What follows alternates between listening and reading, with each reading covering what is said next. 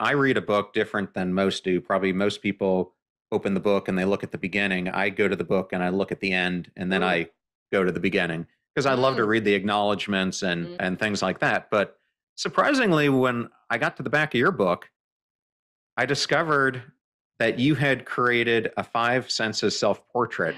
And I was hoping you could discuss what it is and maybe how a listener can create their own. Yeah, this is a really fun exercise. So, as part of writing the book, I had written a five senses portrait of my husband, which is a great way to sort of really make concrete your memories and your associations of someone. So, for each of the five senses, I wrote down five things I remembered from him. And I love doing this.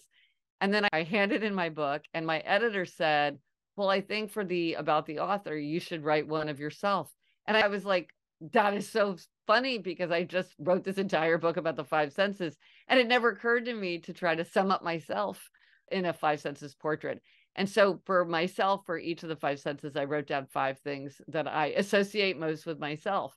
And this was a really fun exercise. And I really recommend this to anyone. And there's a lot of ways you can use this exercise. So you can use it as something for self-discovery and memory, the way by doing it about yourself.